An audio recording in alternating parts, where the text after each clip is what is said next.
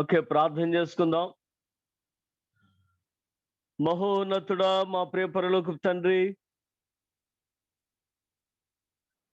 మీ ఘనామునికే వందనములు, స్తుతులు, స్తోత్రములు చెల్లించున్నాము రాజా. ఈ సాయంకాలం వేళ మీ పాద సన్నిధిలో చేరి మిమ్మల్ని స్తుతించే భాగ్యాన్ని మా కొరకు దయచేస్తున్న దేవా, ఇదిగో మీ జనులను మాతో ఐక్యం చేసి మేమందరం కలిసి ఈ యొక్క పరమగీత ధ్యానాన్ని చేయటానికి మీరు ఇచ్చిన ఈ భాగ్యమును బట్టి మీకు వందనములు చెల్లించుకుంటున్నాం. కుడి వచ్చిన మీ జనులను బట్టి మీకు వందనములు. ఇంకను రావాల్సిన వారిని త్వరగా నడిపించి వారును మేము ఏకమైన గణపరచినట్టు నీ సహాయం దయచేయమని ఘనత మహిమ ప్రభావాలు మీకు ఆరోపించుకుంటూ మమ్మలను ఈ సాయంకాల ఆరాధన మీకు అప్పగించుకుంటూ మీరే దీవించి మహిమను పొందమని, మీరే మమ్మల్ని నడిపించుకుని మహిమను పొందమని యేసు నామమున వేడుకొంచున్నాం పరమ తండ్రి, ఆమేన్. ఓకే, ఎవరైనా పాడుతున్నారా?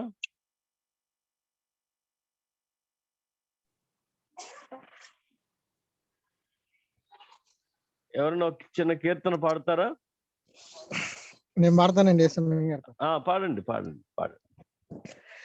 కలవరపడినే కొండల వైపు నా కన్నులెత్తుదునా, కొండల వైపు నా కన్నులెత్తి కొదువతో నేను కుమిలెదనా, కొదువతో నేను కుమిలెదనా. నీవు నాకుండగా నీవే నాండగా, నీవు నాకుండగా నీవే నాండగా, నీవే నా ఆత్మదాహము తీర్చిన వెంబడించిన బండవు. కొండల వైపు నా కన్నులెత్తి కొదువతో నేను కుమిలెదనా, కొదువతో నేను కుమిలెదనా.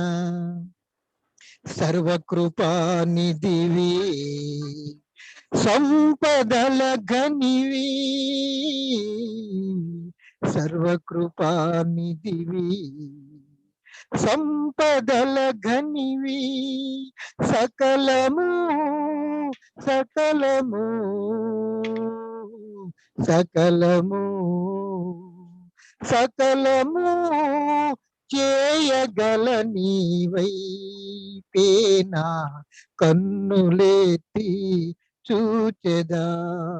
కొండల వైపు నా కన్నులెత్తి కొదువతో నేను కుమిలెదనా, కొదువతో నేను కుమిలెదనా. హల్లెలూయా. హల్లెలూయా. Thank you. చదివేయండి, వాక్యం కూడా చదివేయండి. 7 నుంచి 13 వరకు. 7 నుంచి 13 వరకు. 7 నుంచి 13 వరకు అండి.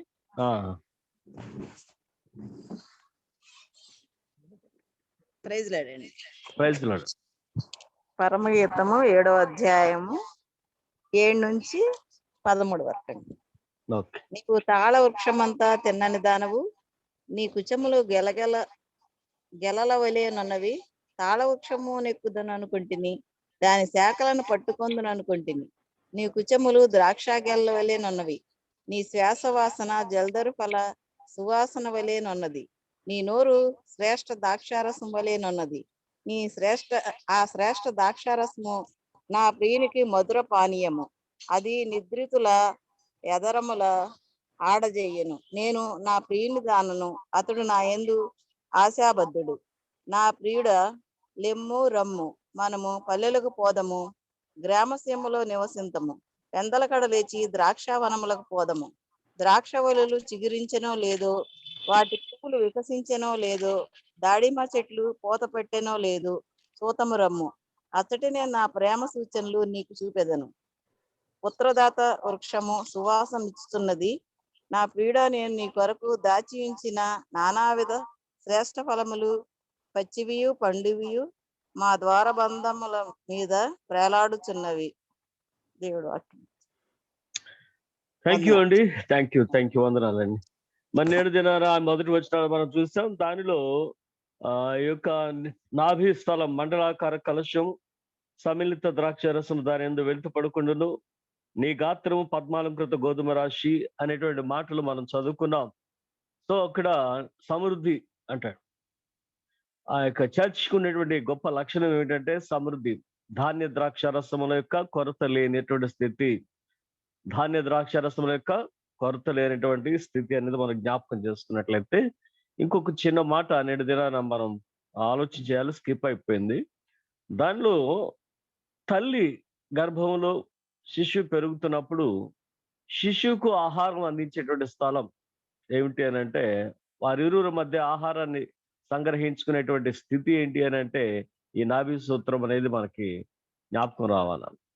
కనుక సంఘము, ఆ సంఘములో ఉన్నటువంటి ఆత్మీయ స్థితి నూతన శిష్యులైనటువంటి వారిని ఎలాగా అంటే, ఒక క్రొత్తగా జన్మించేటువంటి వారు, దేవుని సంఘంలోనికి వచ్చేటువంటి వారు, క్రొత్తగా విశ్వాసంలోకి వచ్చేటువంటి వారిని ఎలా పోషించుతున్నారు, ఎలా పోషిస్తే వారు సంపూర్ణతను అందుకుని దేవుని బిడ్డలుగా మారి, ఎదుగో వారు బాప్తిస్మం ద్వారా, సంభాక్తం ద్వారా లేదా శరీర రక్తం ద్వారా దేవుని బిడ్డలు అవుతున్నారు అనే దాన్ని మనం జ్ఞాపకం చేసుకుంటే, ఈ యొక్క ద్రాక్ష రసం తీసుకుని లేదంటే బల్లారంలో పాల్గొనేటువంటి స్థాయికి వచ్చినప్పుడు వారు గ్రహించేది వాక్యము, ద్రాక్ష రసం అనేటువంటి మాటలు చూస్తూ ఈ రోజు కూడా మరి కొంచెం దానిని మనం ఆలోచన చేయవచ్చు.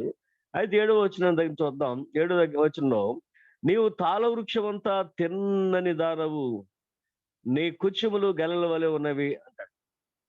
ఇక్కడ జ్ఞాపకం చేసుకున్నట్లయితే తాళ వృక్షం అన్నా, తమాల వృక్షం అన్నా, ఈ డేట్స్ ఏమంటారు దాన్ని, ఖర్జూరపు వృక్షం అన్నా, ఈ మూడు కూడా ఒకటే. తాళ వృక్షము, తమాల వృక్షము, ఖర్జూరము, ఇవన్నీ కూడా ఈ యొక్క అరబిక్ కంట్రీస్ లో మనకు కనబడుతూ ఉంటాయి. మరి ముఖ్యంగా ఈ ఎరికో ప్రాంతాల్లో ఎక్కువ కనబడుతూ ఉంటాయి. పలస్తీనాలో కూడా లేదా యెరూషలేము ప్రాంతాల్లో ఉంటాయి, కానీ ఎరుకో దానికి ప్రసిద్ధి అనే దాన్ని మనం జ్ఞాపకం చేసుకోవాలి. సో ఈ సంఘం యొక్క ఆ యొక్క రూపాలంకరణ ఎలా ఉన్నది అని అంటే, ఆయన చెప్తున్నాడు, దిస్ మై స్టేచర్. ఈ యొక్క తమాల వృక్షం యొక్క స్థితి ఎలా ఉన్నది అని అంటే, టాల్, స్ట్రైట్ లేదా upright, constantly green and flourish and go upwards in spite of all pressures. ఎలా ఉంటుంది అంటే నిటారుగా వెళ్ళిపోతుంది అనమాట. మన కొబ్బరి చెట్లు అయినా కొంచెం వంకరలు తిరుగుతాయేమో కానీ, ఈ ప్రాంతంలో ఉన్నటువంటి పామ్ ట్రీస్, ఖర్జూరపు వృక్షాలు చాలా నిటారుగా ఎదుగుతాయి. ఆ నిటారుగా ఎదిగినటువంటి పరిస్థితులు మనం జ్ఞాపకం చేసుకున్నట్లయితే, ఎడారి ప్రాంతంలో ఉన్నటువంటివి గనక ఈ ఎడారి తుఫానులు కానీ మరి ఏవి అయినప్పుడు కూడా ఎక్కువ వాటి మీద ఒత్తిడి తెస్తూనే ఉంటాయి. ఆ ఒత్తిడి తెచ్చే కొద్దీ అవి బలాన్ని పుంజుకుంటూ ఉంటాయి, ఇంకా తిన్నగా ఎదుగుతూ ఉంటాయి. దీని అర్థం ఏమిటి అని అంటే, సంఘం అనేది నిటారుగా ఎదగాల. వంకర్లు టింకర్లు ఎదగడం అనేది దేవుడు ఇష్టపడ్డం. ఆ వంకరి టింకర్ జీవితాలని సరి చేసుకోవాల్సినటువంటి సంఘ సమయం. కానీ ఇప్పుడు ఎలా ఉన్నది అంటే, తిన్నని అనేటువంటి స్థితిలో ఉన్నది సంఘం. అంటే ఒక్కోసారి అవిశ్వాసం, ఒక్కోసారి అల్ప విశ్వాసం, ఒకసారి దెబ్బలాట్లు, ఒకసారి చిరాకులు, ఇలాంటి పరిస్థితులన్నిటినీ అధిగమించేసి ఒక ఆత్మీయ ఔన్నత్యాన్ని కలిగినటువంటి సంఘంగా మనం జ్ఞాపకం చేసుకున్నట్లయితే, అది పొడవైనది, తిననైనది, ఇంకా కాన్స్టెంట్లీ గ్రీన్, ఎప్పుడు కూడా పచ్చగానే ఉంటాయి కదండి, ఎప్పుడు కూడా పచ్చగానే ఉంటాయి. సో దాని యొక్క ఈత కొమ్మలను మనం జ్ఞాపకం చేసుకుంటాం. ఈత మట్టలు అంటాం కదా, కొబ్బరి మట్ట, ఈత మట్ట. అలాగే ఈ మట్టలు, ఖర్జూరపు మట్ట, ఈ మట్టలు అవి పైకి ఎదిగే కొద్దీ అవి వాళ్తే ఎండిపోతే తీసేస్తూ ఉంటారు, ట్రిమ్ చేస్తూ ఉంటారు. మనకు తెలుసు అవన్నీ కూడా, కొబ్బరి చెట్లు అయినా కానీ ఏమైనా కానీ. లేదంటే అదే కొంతకాలానికి అలా ఎండి ఎండి ఎండి ఎండి రాలిపోతూ ఉంటే పైకి వెళ్తూ ఉంటుంది చెట్టు. కనుక దాని యొక్క ఎప్పుడు లక్షణం ఏమిటంటే పచ్చదనమే. సంఘం యొక్క పరిస్థితులు ఏమిటి అనేది రాత్రి ఈ మాట ద్వారా మనం జ్ఞాపకం చేసుకోవాల్సింది ఏంటంటే, తిన్ననైనది సంఘం. ఈ వంకర్లు ఉండవు. ఇంకా ఎత్తైనది సంఘం, పోల్చబడదు ఎవరితో కూడా. పచ్చదనాన్ని కలిగి ఉండేటువంటిది సంఘం, అభివృద్ధిని కలిగి ఉండేది. ఇంకా మనం జ్ఞాపకం చేసుకోవాలంటే, go upwards in spite of all pressures. ఈ ఎడారి తుఫానులు కానీ ఇంకా రకరకాల ఏ పరిస్థితులు, ఆటంక పరిస్థితులు వచ్చినప్పుడు కూడా దీని స్థితి ఏమిటనంటే తట్టుకుని నిలబడేటువంటి స్థితి. ఆ తట్టుకుని నిలబడేది సంఘం. కనుక దేవుని సంఘం లేదా క్రీస్తు సంఘం 2000 సంవత్సరాల పూర్వం ప్రారంభ దశలో ఉండగానే త్రుంచివేయబడటానికి అనేక ప్రయత్నాలు జరిగినాయి.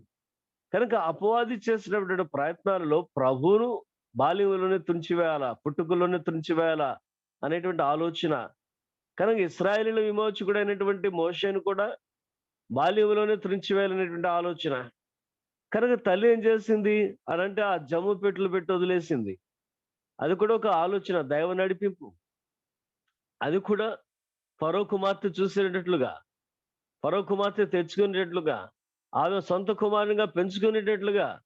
అంటే ఎంత ప్రణాళిక దేవుడు కలిగి ఉన్నాడో ఆ బిడ్డ విషయంలో. తర్వాత ఒక మహానాయకుడై ఆ 21-30 లక్షల మందిని ఆ యొక్క వాగ్దాన దేశాన్ని నడిపించుకున్నటువంటి వాడు, పాపములో నుండి శ్రమలలో నుండి విమోచించినటువంటి వాడు. కనుక ఆ ప్రణాళిక నెరవేరకుండా ఉండాలంటే బాల్యంలోనే చంపేయాలి. మోషే జీవితంలో అది జరిగింది, యేసయ్య వారి జీవితంలో అది జరిగింది. యేసయ్య పుట్టగానే హెరోదు ఇచ్చినటువంటి శాసనం ఏమిటంటే 2 సంవత్సరాల కంటే తక్కువ వయసు కలిగిన వారందరినీ కూడా చంపేయండి, మగబిడ్డలందరినీ కూడా చంపేయండి అన్నాడు. అంటే యేసయ్య వారిలో చచ్చిపోతాడు. దేవుడు ఆ రాత్రి బయలుపరిచి వారిని ఐగుప్తు దేశానికి పంపించేశాడు. సో వెళుతున్నటువంటి వారు అలసిపోయారట. మరే తల్లి చూడండి, ఎవరైనా సరే ఒక చిన్న బిడ్డను తీసుకుని ప్రయాణం చేయటం అంటే ఎంత అలసిపోతారు. కనుక ఆ యొక్క వార్త విన్న తర్వాత యోసేపు గారు తల్లి అయినటువంటి వారిని తీసుకుని వెళుతున్న విధానంలో ఆమె అలసిపోయినటువంటి స్థితి కనబడుతుంది. కనుక ఈ జ్ఞానులు వచ్చి వెళ్ళిన తర్వాత ప్రభు వారికి దర్శనం ఇచ్చాడు. జ్ఞానులు చెప్పాడు మీరు వెళ్ళొద్దు అన్నాడు, వీళ్ళకి కూడా చెప్పాడు మీరు లేసి ఐగుప్తుకు వెళ్ళిపోండి అన్నాడు. కనుక ఈ యొక్క ప్రాణ భయంతో వెళుతున్నటువంటి తల్లి ఎంతగా అలసిపోయి ఒక చిన్న పక్షిలాగా ముడుచుకుపోయిందంట. ఆ ముడుచుకుపోయి, అసలే చిన్నది కదా, మనం తెలుసుకున్నాం చాలాసార్లు. ఈ కన్య మరియకు దర్శనం వచ్చినటువంటి దినాన్ని, లేదంటే గబ్రియల్ తల్లితో మాట్లాడినటువంటి దినాన్ని మనం చూస్తాం. ఆ రోజుల్లో మనం జ్ఞాపకం చేసుకుంటాం అగైన్ అండ్ అగైన్. ఈ యొక్క ఫస్ట్ అడ్వెంట్ సీజన్ లో ఈ మాటలు మనం జ్ఞాపకం చేసుకుంటాం. మరియ తల్లికి దర్శనం వచ్చిన దినం, గాబ్రియలు మాట్లాడినటువంటి మాటలు, ఇవన్నీ కూడా మనం చూస్తాం. అప్పుడు చాలాసార్లు మనం చెప్పుకునేది ఏంటంటే she is in between 12 to 14 years, అంటే 12-14 సంవత్సరాల వయస్సు కలిగినటువంటి చిన్న పిల్ల. సో ఆ యొక్క బాలుని ఎత్తుకునేటువంటి సమయం అనుకుంటే పోనీ యావరేజ్ గా 15 years. So 12 to 14 years girl ఒక గర్భవతిగా ఉండి ఆమె బెత్లెహేముకు ప్రయాణం చేస్తున్న విధానం, శ్రమ రాగానే వారు ఐగుప్తుకు పారిపోయిన విధానం, ఒక చిన్న పిల్ల. ఇప్పుడు తల్లి మరి అంటున్నాం కానీ ఆ రోజున చాలా చిన్నపిల్ల. కనుక అంత చిన్నపిల్ల 14-15 వయసు మధ్యలో ఉన్నట్టు ఒక చంటి బిడ్డను ఎత్తుకుని వెళ్తుంది అని అంటే ఎంతగా అలసిపోయిందో. అనగా ఆమె అక్కడ ఆగిన మధ్యలో రెస్ట్ తీసుకుంటే ఆగినటువంటి ఒక సత్రం నేడు దినాల్లో ఒక మానస్ట్రీగా తయారైంది. అది దానికి ఏదో పేరు పెట్టారు, నాకు మర్చిపోయాను నేను. ఇప్పుడు 2006లో కదా వెళ్ళొచ్చాను, ఆ పేరు కూడా మర్చిపోయాను. సో అదొక మానస్ట్రీగా ఉంటుంది అనమాట. అక్కడ వాళ్ళు చెప్పేది ఏంటంటే while they were going to Egypt, they stayed that night. ఈ స్థలంలో వారు నివాసం చేశారు, ఇక్కడ ఉన్నారు. ఇక్కడ నుంచి మళ్ళీ పొద్దున బయలుదేరి వెళ్ళారు. అప్పుడు ఆమె ఒక కృంగిపోయిన విధానం ఒక పక్షితో పోల్చి ఆ పేరు అక్కడ పెట్టారు. సరే, ఇవన్నీ కూడా మనం జ్ఞాపకం చేసుకున్నట్లయితే ఈ యొక్క దేశంలో ఈ యొక్క పామ్ ట్రీని గురించి మనం జ్ఞాపకం చేసుకుంటే constantly green and flourish, go upward in spite of all pressure. సంఘం అనేది ఎన్ని ఒత్తిళ్లు ఉన్నప్పుడు కూడా తిన్నగానే ఎదుగుతుంది, వక్రంగా ఎదగదు. వక్రంగా ఎదిగేది సంఘం కాదు ఎట్టి పరిస్థితుల్లో కూడా. అక్రమంగా ఎదిగినా వక్రంగా ఎదిగినా it's not at all a church. కనుక శ్రమలను తట్టుకుని నిటారుగా ఎదిగైతే సంఘం అనేది మనం జ్ఞాపకం చేసుకున్నట్లయితే వధువు సంఘం యొక్క స్థితి అది. ఆమె యొక్క షోలమిత్ యొక్క సౌందర్యం ఏంటి అనేది ఒక ప్రక్కన పెడితే, సంఘానికి పోల్చమనేటువంటి స్థితిలో సంఘం యొక్క పరిస్థితి ఏమిటి అని అంటే, సంఘము తిన్ననైనది, బలమైనది, పచ్చనైనది, అన్ని సమస్యలు కూడా ఎదుర్కొని నిలబడినటువంటిది అనేది మనం జ్ఞాపకం చేసుకుంటాం. సో ఈ యొక్క ఈ ఫలాల గురించి మనం ఆలోచన చేస్తున్నప్పుడు దీని యొక్క ఫలములు ఆ గౌరవప్రదంగా పోల్చమనేటువంటి స్థితిని మనం జ్ఞాపకం చేసుకుంటాం. ఇంకా క్రిందకి వచ్చినప్పటికి ఈ మట్టలు వాడే విధానం మనకు తెలుసు. ఖర్జూరపు మట్టలు చేత పట్టుకుని ప్రభువును స్తుతించుకుంటూ వచ్చారు, హోసన్నా అన్నారు. రెండవది ఏంటి అని అంటే, ఈ ఖర్జూరపు మట్టలు మరలా చూసాం. ఎక్కడ అంటే ప్రకటన గ్రంథం 7వ అధ్యాయంలో మనం చూస్తాం. ఆ 9వ వచనం దగ్గర నుంచి అనుకుంటా. అటు తరువాత నేను చూడగా ఎవరును లెక్కింపజారని ఒక మహాసైన్యం ఎలా ఉన్నారంట, తెల్లని వస్త్రములు ధరించిన వారై, ఖర్జూరపు మట్టలు చేతపట్టిన వారై వారు ప్రభు సన్నిధిలో స్తుతిస్తున్నారు. కనుక జయోత్సవమునకు సూచన. అక్కడ హోసన్నా హోసన్నా అన్న, ఇక్కడ పరలోక రాజ్యములో ప్రభువును స్తుతించిన వారి చేతిలో ఉన్నది ఏంటనంటే ఈ ఖర్జూరపు మట్టలు. కనుక ఒక ఫెస్టివల్స్ కి అది ఒక గుర్తు. రెండవది విజయానికి గుర్తు. కనుక విజయానికి గుర్తు అయినటువంటి ఈ తమాల వృక్షం అది ఇంటారుగా ఉండటమే కాకుండా సంతోషాన్ని, విజయాన్ని కలుగు చేయగలిగినదే సంఘము అని. కనుక ఆమె పిల్లలు ఎలా ఉన్నారు వీళ్ళందరూ కూడా అంటే, ఇట్స్ ఎ మిలిటెంట్ చర్చ్. సంఘ సభ్యులందరూ కూడా ఎవరు అని అంటే, it is a militant church అన్నమాట. ఈ మిలిటెంట్ చర్చ్ అనగానే మనకి ఎల్టీటీ అవి గుర్తు వస్తాయి, లేదంటే ఐఎస్ఐ వీళ్ళందరూ కూడా. వీళ్ళు కాదు మనకు మిలిటెంట్స్ అంటే. జిహాద్ మిలిటెంట్ కాదు ఇది, ఎల్టీటీ మిలిటెంట్ కాదు ఇది, but it is a militant.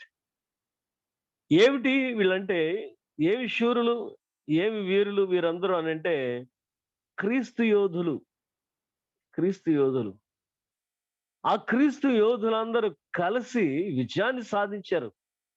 ఎప్పటి నుంచి అంటే, ప్రభువారు ఆరోహణమైనది మొదలుకొని, సంఘస్థాపన చేసి ఆరోహణమైనది మొదలుకొని, ప్రభువారు ఆర్భాటంతో వచ్చేటువంటి దినం వరకు ఎదిగినటువంటి సంఘం దాని విజయోత్సవాన్ని మరొక్కసారి మనం జ్ఞాపకం చేసుకోవచ్చు. కనుక ఆమె యొక్క కూర్చములు అంటాడు. రెండవది మనం జ్ఞాపకం చేసుకోవాల్సింది ఏంటంటే, ఆ యొక్క ద్రాక్షరసం కానీ ధాన్యం కానీ it is for the grown up. మన పెద్దవారికి ధాన్య ద్రాక్ష రసాలు అంటే చర్చ్ అభివృద్ధి చెందినటువంటి సంఘానికి రావాల్సినటువంటి ఆహారం ధాన్య ద్రాక్ష రసాలు. మరి చిన్నపిల్లల సంగతి ఏంటి అనంటే, వాక్యము అనేటువంటి పాలు. ఈ వాక్యము అనేటువంటి పాలును పిల్లలకు పట్టే విధానం. అందుకని పౌలు అంటాడు, వాక్యమును పాలను అపేక్షించుడి. ఎప్పుడు అనంటే ఎర్లీ స్టేజ్. మనం కొత్తగా విశ్వాసాలకు వచ్చినప్పుడు అన్ని చదివేస్తే కన్ఫ్యూజ్ అవుతాం. సో కొద్దిగా విశ్వాసాన్ని నేర్చుకోవాలి, కొద్దిగా అనుసరించడం నేర్చుకోవాలి. నేర్చుకునే కొద్దీ అభివృద్ధి చెందాలి. ఆ అభివృద్ధి చెందకపోతే పాలు తాగే శిష్యులుగా ఉంటాం తప్ప బలమైనటువంటి వ్యక్తులుగా ఎదగలేము. కనుక ఆత్మీయ జీవితంలో బలమైనటువంటి వ్యక్తులుగా ఎదిగి ద్రాక్షరసమును గోధుమలను తిని బలం పొందుకునేటువంటి స్థాయిలోనికి సంఘం అభివృద్ధి చెందాలి అనేది మనం జ్ఞాపకం చేసుకుంటే, ఇది కింద నుంచి పైకి ఎందుకు వచ్చింది అంటే వర్ణన ఎలా చూసాం 7వ అధ్యాయంలో. పాదరక్షకుల దగ్గర నుంచి, కాళ్ళు దగ్గర నుంచి, ఉదరం దగ్గర నుంచి పైకి వస్తున్నాం. కాబట్టి ఈ యొక్క ఈ అప్వర్డ్ ఈ విధానం మనం జ్ఞాపకం చేసుకుంటే, అందుకోసం పైకి వచ్చే కొద్ది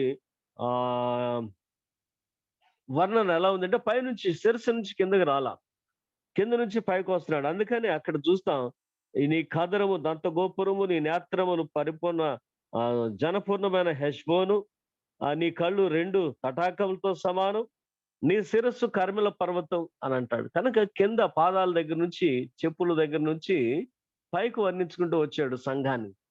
ఆ పైకి వర్ణించుకుంటూ వచ్చిన విధానములో మనం ఈ యొక్క పాలును అపేక్షించేటువంటి స్థితి ఇక్కడ మనం చూస్తున్నాం.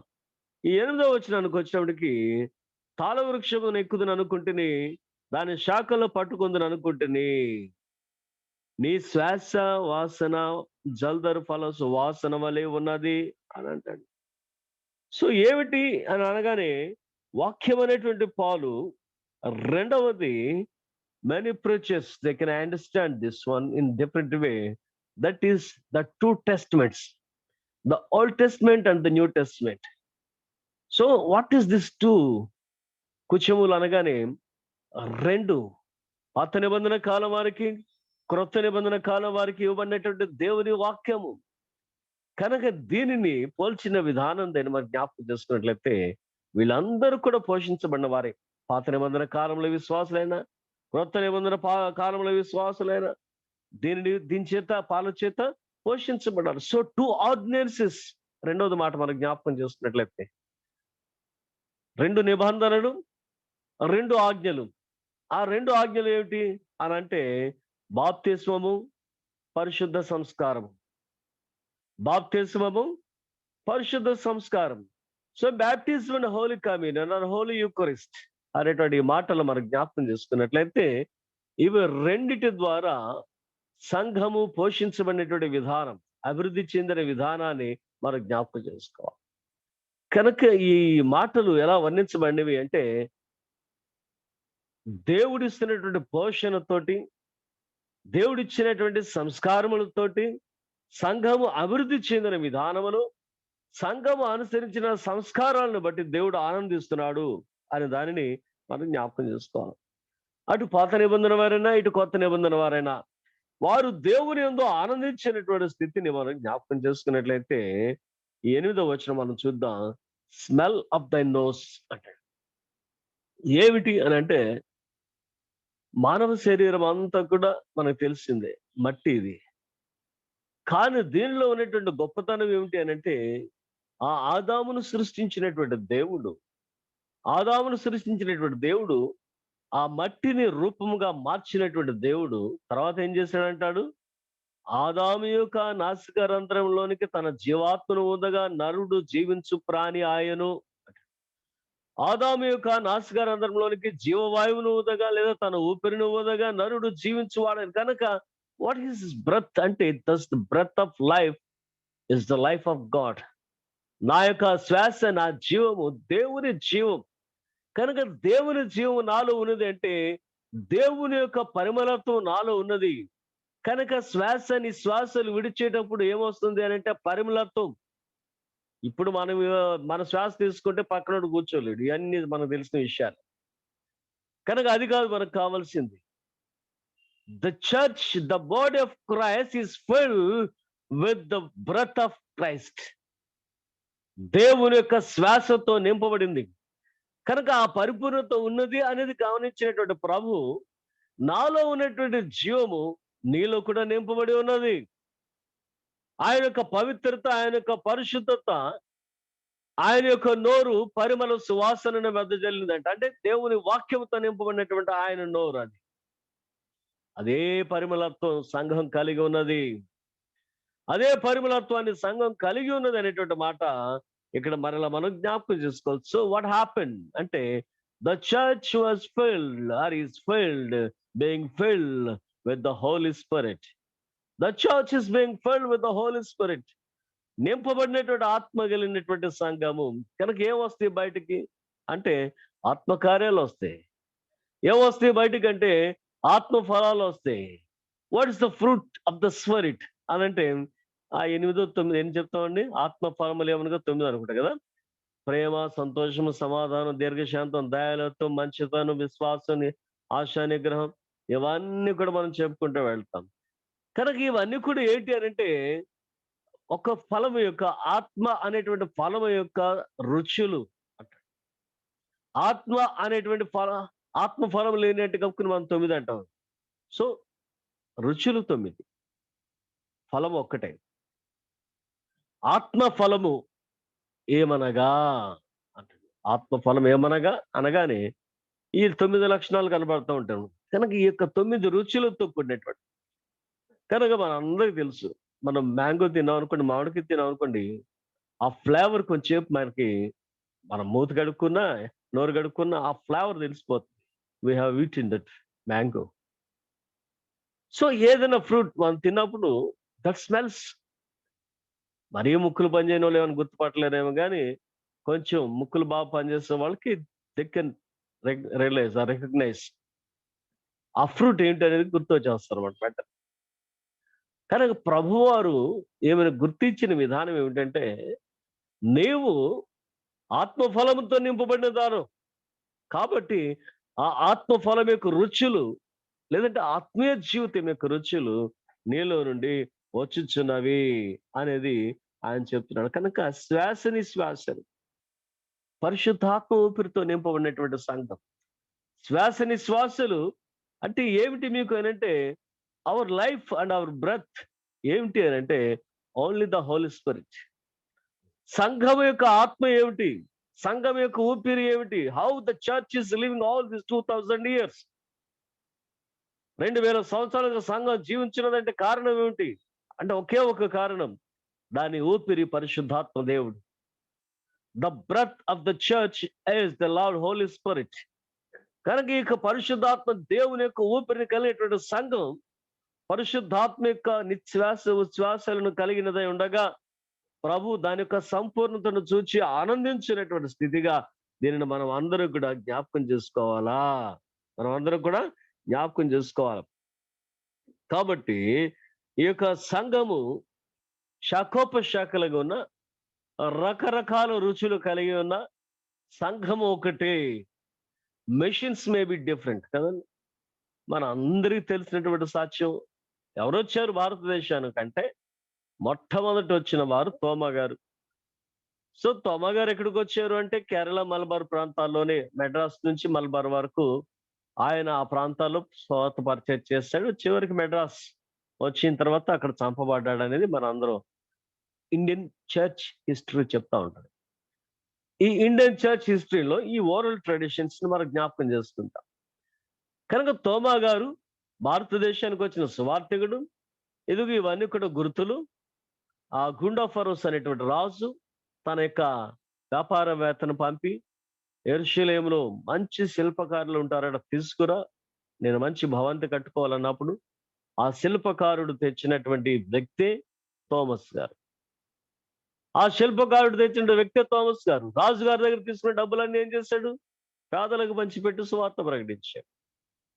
అది ఆయన చేసిన పని. తర్వాత ఆయన చంపబడిన వాడై ఉన్నాడు. తర్వాత 1500 సంవత్సరాలు సువార్త మూయబడినది భారతదేశంలో. 1500 సంవత్సరాలు మరలా సువార్త మూయబడినది. తర్వాత 17వ శతాబ్దంకి వచ్చేటప్పటికి బ్రిటిష్ వారు వచ్చారు. ఆ బ్రిటిష్ వారి తర్వాత వచ్చినటువంటి వారందరూ కూడా మనం జ్ఞాపకం చేసుకుంటాం, మిషనరీస్ వచ్చారు. అయితే బ్రిటిష్ వారు కూడా సేవ చేద్దామని ఎవరు రాలేదండి. మనం అనుకుంటే ఇంగ్లీష్ వాళ్ళు తెచ్చారు కాను. They have come for the business. So they have come in the name of east India company. ఆ పేరు మీద వచ్చారు, వ్యాపారం చేసుకుంటుంటే మధ్య మధ్యలో మిషనరీలు వచ్చి జాయిన్ అయ్యారు. సో ఇంగ్లీష్ వాళ్ళు కనుక రానిలే, కూర్చొనిలే, అగో ఆ ప్లేస్ వాళ్ళకి ఇవ్వండి, ఈ ప్లేస్ వాళ్ళకి ఇవ్వండి అన్నారు. కొన్ని ప్లేస్లు వాళ్ళు కొనుక్కున్నారు. అంతే తప్ప బ్రిటిష్ వాళ్ళు ఏం సపోర్ట్ చేయాల, గవర్నమెంట్ సైడ్ నుంచి ఏం సపోర్ట్ చేయాల. మిషనరీస్కి వీళ్ళు వచ్చారు, అక్కడి నుంచి తల్లి సంఘం పంపించినప్పుడు. సో వాళ్ళు పంపించారు కనుక వీళ్ళు వచ్చి వీళ్ళ మధ్య కొంచెం నిలబడి భారతదేశంలో సేవ చేసుకున్నారు. కనుక ఇవాళ మా చర్చి గొప్పది అని అంటే ఏ చర్చి గొప్పది కాదు అది. ఆ బ్రిటిష్ వాళ్ళు కనుక ఇక్కడికి రాకపోతే ఈ రోజున మనకు సువార్త లేదు. నాకు కొంచెం బాధ ఏంటంటే, మన తాత వచ్చి ఇక్కడ ఊళ్ళో ఉన్నాడు, ఈ ఊరికి స్థాపించాడు అనుకుందాం సపోజ్. తర్వాత వీళ్ళందరూ పెరిగారు. తర్వాత ఎవడో కొత్తోడు వచ్చి మీ తాత కంటే నేను గొప్పవాడిని అన్నాడు అనుకోండి, మనకు ఎట్లా ఉంటుంది? నా ఫీలింగ్స్ అలాగే ఉంటాయి. 17వ శతాబ్దంలో ఏ చర్చ్ ఉంది చెప్పండి ఒకసారి? 17వ శతాబ్దంలో ఏ చర్చి లేదు. ఈ ఇంగ్లీష్ మిషనరీస్ వచ్చిన తర్వాత చర్చ్ మిషనరీ సొసైటీ అనేది వచ్చింది, లండన్ మిషనరీ సొసైటీ అనేది వచ్చింది, బాప్టిస్ట్ మిషనరీ సొసైటీ అనేది వచ్చింది, లూథరన్ మిషనరీ సొసైటీస్ వచ్చినాయి. ఈ 4 తప్ప ఆ చర్చి, ఈ చర్చి, ఆ మన్నా, ఈ మన్నా ఎక్కడ ఉన్నాయి? ఎవరన్నా వచ్చారా 17వ శతాబ్దంలో? ఆ సిఎంఎస్ వాళ్ళు తెచ్చిన సువార్తే విన్నాం, ఆ ఎల్ఎంఎస్ వాళ్ళు తెచ్చిన సువార్తే విన్నాం, ఆ బ్యాప్టిస్ట్ మిషనరీ తెచ్చిన సువార్తే విన్నాం, ఆ లూథరన్ మిషనరీ తెచ్చిన సువార్తే విన్నాం.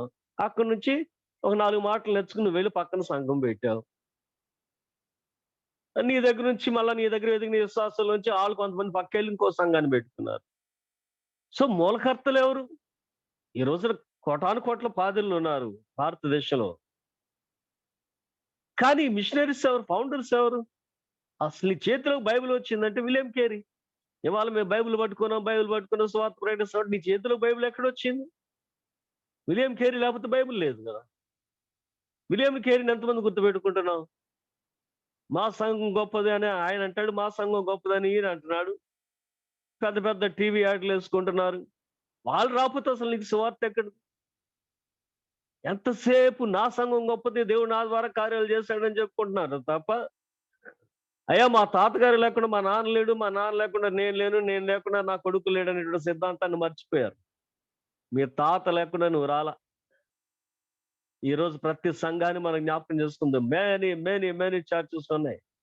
ఎక్కడి నుండి మీకు సువార్త వచ్చింది? డైరెక్ట్ గా పరలోకం నుండి సువార్త వచ్చిందా? రాలా. పరలోకం డైరెక్ట్ సువార్త రాలా ఎవరికి కూడా. దేవుడు ముందుగా సువార్తకులను పంపించినప్పుడు వారి ద్వారా వెదజల్లబడినటువంటి సువార్తను నమ్ముకున్న తర్వాత కొంత కాలాలు పెరిగిన తర్వాత కారణాలు ఏమన్నా కారండి, పర్సనల్ డిఫరెన్సెస్. ఆ పర్సనల్ డిఫరెన్సెస్ మనం విభజించబడటానికి కారణాలు అయిపోయాయి. సో శాఖలుగా వెళ్ళిపోయాయి. శాఖలుగా వెళ్ళిపోయాయి. ఆ శాఖలన్నీ కూడా కొమ్మలుగా విభజించబడినటువంటి ఏకకాండవి అనగా క్రీస్తువి అనేది మనందరూ కూడా జ్ఞాపకం చేసుకోవాలా. క్రీస్తు అనేటువంటి కాండం నుంచి భరించినటువంటి కొమ్మలు ఇవి. క్రీస్తు అనేటువంటి కాండం భరించినటువంటి కొమ్మలు. సో డిఫరెంట్ బంచెస్ వాటికి వేలాడుతున్న వెనక సంఘాలు, విశ్వాసులు వాటిని చూస్తున్నాం. అవన్నిటికి మూలం ప్రభు తర్వాత మొట్టమొదటి మిషనరీస్ అనేటువంటి మాట మన అందరం కూడా జ్ఞాపకం చేసుకోవాల్సినటువంటి అవసరం ఉన్నది. కనుక ఈ యొక్క పరిశుద్ధాత్మిక ఊపిరి దానిని మనం ఆలోచన చేస్తూ ఈ inward constitution and outward conduct of the church. What is the ఉచ్ఛ్వాస నిశ్వాసలు అంటే లోపలికి పిలిచింది, బయటకు వదిలేదు. ఉచ్ఛ్వాస నిశ్వాసలు ఏమిటి అని అంటే ఇన్వర్డ్ కాన్స్టిట్యూషన్, అంతరంగంలో ఉన్నటువంటి విశ్వాసం ఏమిటి, బయట చేస్తున్నటువంటి కార్యాలు ఏమిటి. కనుక సంఘం యొక్క అంతరంగ స్థితి, ద ఇన్వర్డ్ కాన్స్టిట్యూషన్, ప్రభు మెచ్చుకుంటున్నారు. సంఘమా నీ సిద్ధాంతం బాగుంది, నువ్వు విశ్వాసం ఎదిగినటువంటి నీ అంతరంగ సిద్ధాంతం బాగుంది అని అంటున్నారు ప్రభు. అది మెచ్చుకోవాలి మనల్ని. మా చర్చి మంచిది అని అనకండి. దేవుడు మెచ్చుకోవాలా. మన అంతరంగ సిద్ధాంతాన్ని దేవుడు మెచ్చుకోవాలి. మన బయట కార్యాలను దేవుడు మెచ్చుకోవాలా. మన అంతరంగ సిద్ధాంతము, మన బయట కార్యాలు దేవుడు మెచ్చుకునే విధానమే మన ఉచ్ఛ్వాస నిశ్వాసలు. దానిని ప్రభు అంగీకరించినటువంటి స్థితి ఇక్కడ చెప్పన్నట్టు మాట. ప్రభు అంగీకరించిన స్థితి దానికే ఉంటాడంటే నీ శ్వాస వాసన జల్దరు ఫల సువాసన వలె ఉన్నది. It is just like an apple. ఎవరో మనం యాపిల్, ఆ సువాసన, అవి పండినటువంటి స్థితిని మనం జ్ఞాపకం చేసుకున్నప్పుడు ఒక మంచి ఫ్రాగ్రెన్స్ యాపిల్స్ లోంచి కూడా వస్తూ ఉంటుంది. కనుక అవి పండినటువంటి తత్వాన్ని మనం జ్ఞాపకం చేసుకున్నట్లయితే మంచి సువాసన వెదజల్లుతూ ఉంటుంది. కనుక పరిపక్వమైన స్థితిలోకి వచ్చినటువంటి సంఘం ఇది. పరిపక్వమైనటువంటి స్థితిలోనికి వచ్చినటువంటి సంఘం, దాని యొక్క అంతరంగము, దాని యొక్క బయట కార్యములు లేదా బాహ్య కార్యములు ప్రభువుకు అంగీకారమైనట్టుగా ఉన్నవి అనేది మనం జ్ఞాపకం చేసుకోవాలి. సో హృదయం నింపబడిన దాన్ని బట్టి నోరు మాట్లాడుతుంది అంటాడు ప్రభువారు 12వ అధ్యాయం 34వ వచనం మత్తయి సువార్త. హృదయం దేనితో నింపబడుతుందో దాంతోనే కదా నోరు మాట్లాడుతుంది. అంటే మన హృదయము, మన మాటలు, మన హృదయము, మన కార్యములు పరిశుద్ధాత్మ నింపబడినవై ఉండాలి అని కోరుకున్నటువంటి విధానములో ప్రభువారి యొక్క ఆలోచన క్రైస్తవ సంఘం ఒక మహావృక్షంగా ఉండి దాని యొక్క ఫలభరితమైనటువంటి స్థితి ప్రభు అంగీకరించేటువంటి స్థితిలో ఉన్నది అనేది మనం చూస్తున్నట్లయితే ఇది ఎంత విస్తరించింది ఈ రోజున అంటే ఆవగింజ గురించి ప్రభు చెప్పారు. ఆ ఆవగింజ అంట 13వ అధ్యాయం అనుకుంటా కదా, అది విత్తబడిన తర్వాత మహావృక్షమైంది అని అంటాడు. మహావృక్షమైంది అని అంటే మన ఆవ చెట్లన్నీ కూడా చిన్న చిన్నగానే కనపడతాయి. ఈ యొక్క 2000 సంవత్సరాల పూర్వం పాలస్టైన్ కల్చర్ లో ఉన్నటువంటి ఆవ చెట్టును మనం జ్ఞాపకం చేసుకున్నట్లయితే దాని మీద పరిశోధనలు చేసిన వారు చెప్పే మాట ఏమిటంటే it grows up to 15 feet height అని అంటాడు. It grows up to 15 feet height, 15 అడుగులు ఎత్తెదుగుతుందంట. మన ఆవ చెట్లకి 2000 సంవత్సరాల క్రితం పాలస్తీనాలో ఉన్నటువంటి ఆవ చెట్లు మనం చూడొచ్చు. ఎందుకంటే ఇప్పుడు మనం చూసేటువంటి ద్రాక్ష గెల, ఆ రోజున వారు కావిడి బద్ద మీద మోసుకునేటువంటి ద్రాక్ష గెల పోల్చి చూసుకుంటే అది ఎంత ఫలభరితమైనదో, మనం ఎంత ఫలభరితంగా ఉన్నాము. మన ద్రాక్ష గెలలు ఎంత కనపడితే, మహా కనపడితే 2 కేజీల కంటే ఎక్కువ పెట్టదు అది. కానీ ఆ రోజున బలమైనటువంటి మనుషులు ఇద్దరు దండె మీద మోసుకునేంత ద్రాక్ష గెలలు కనపడి అని అంటే ఆ యొక్క వేగు చుట్టానికి వెళ్ళిన వారు చూసినటువంటి దృశ్యాన్ని మనం జ్ఞాపకం చేసుకుంటాం యెహోషువ కాలంలో. కనుక వారి యొక్క ఫలభరితమైనటువంటి స్థితి ఏంటి, మన యొక్క ఫలభరితమైనటువంటి స్థితి ఏంటి అనేది మనం చూస్తే ఆ యొక్క గొప్ప ఫలభరితమైనటువంటి మహావృక్షంగా ఎదిగింది సంఘం, క్రైస్తవ సంఘం. అందుకని ఏం జరిగిందంట, the every drop of the blood of the martyr has become a great tree అని అంటాడు. ప్రతి ఒక్క హతసాక్షి యొక్క రక్త బిందువు ఒక మహావృక్షం అయిపోయింది అంటాడు.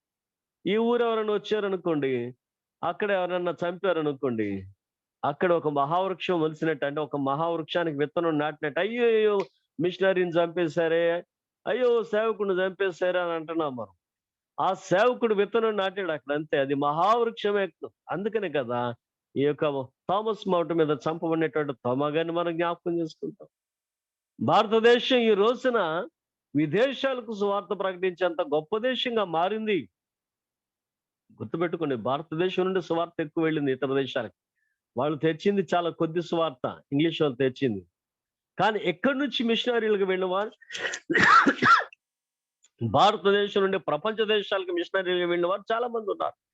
బయట నుంచి మన దగ్గరికి వచ్చిన వారు చాలా తక్కువ.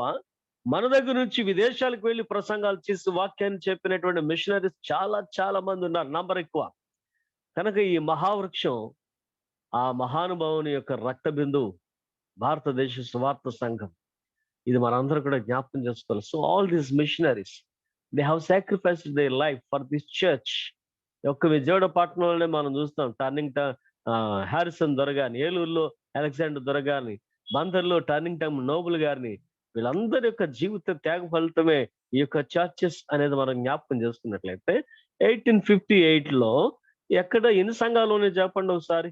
ఈ ఖమ్మం ప్రాంతాల్లో, ఆ సూర్యాపేట ప్రాంతాల్లో, ఈ ప్రాంతాలు అన్నింటిలో ఎన్ని సంఘాలు ఉన్నాయి? 1858లో 1858 సిపాయి తిరుగుబాటు తర్వాత మన దగ్గర ఈ ఖమ్మం ప్రాంతం నుంచి ఇటు వెస్ట్ గోదావరి ప్రాంతానికి ఎన్ని సంఘాలు వచ్చేసినాయి?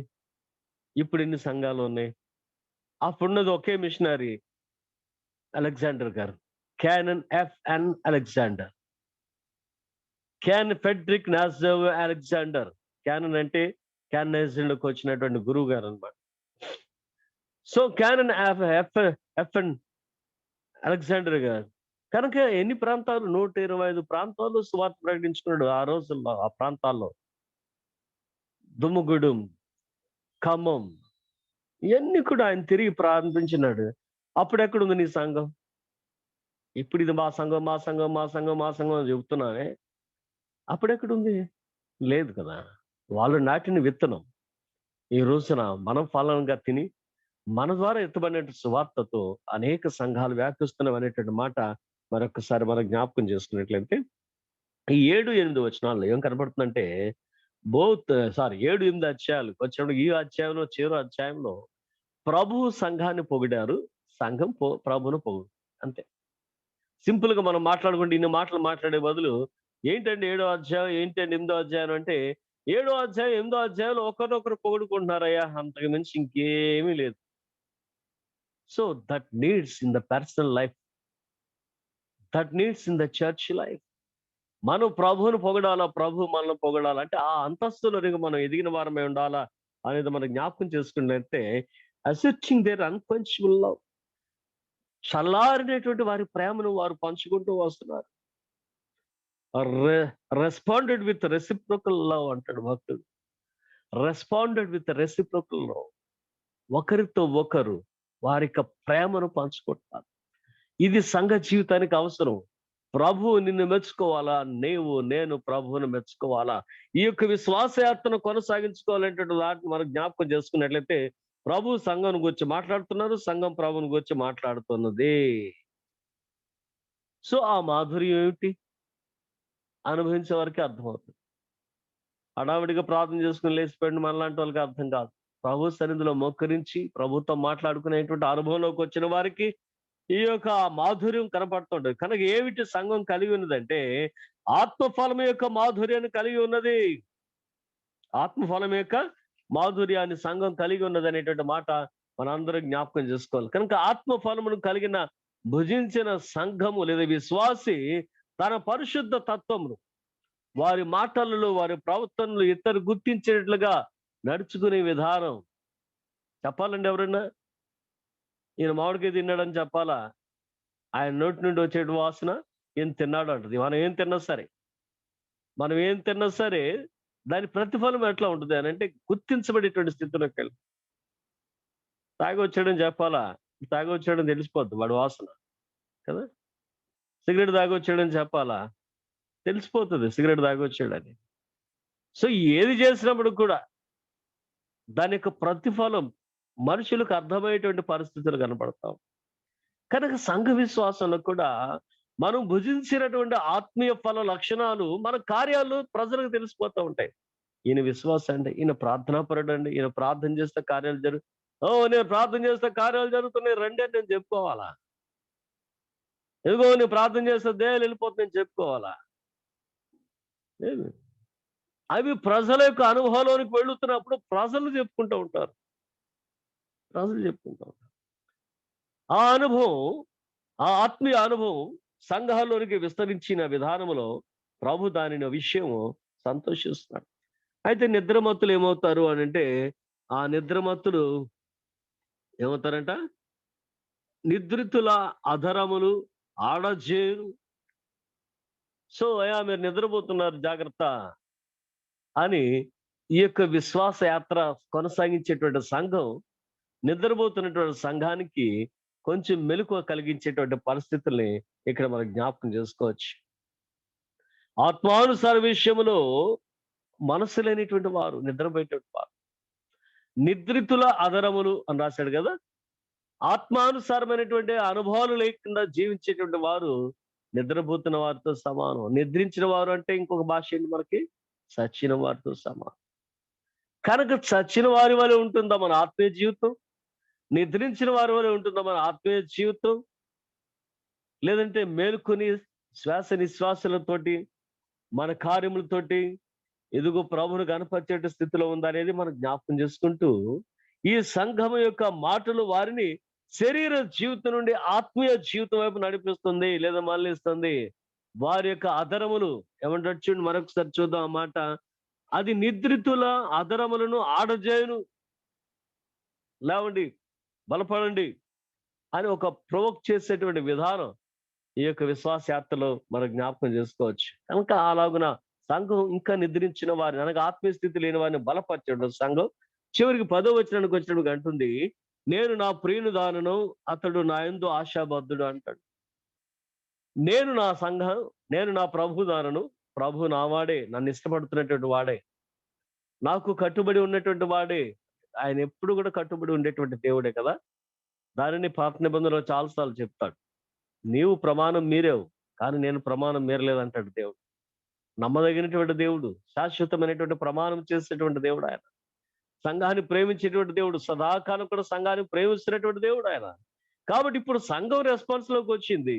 ఎక్కడి నుంచి అంటే, నేను లేవలేకపోయాను అన్నటువంటి స్థితి నుంచి ఆయన తిరిగి పొందుకుని ఆయన యొక్క ప్రేమను గుర్తించి ఆయనను అభినందించుకుంటూ నేను ఎప్పుడు కూడా దేవుని ప్రియబిడ్డనే, నేను ఎప్పుడు కూడా దేవుని ప్రియ సంఘాన్ని అని చెప్పుకునేటువంటి అంతస్తులోని కదా సంఘం ఎదిగింది అనేటువంటి మాట మనం జ్ఞాపకం చేసుకున్నట్లయితే, oneness of Christ and the church.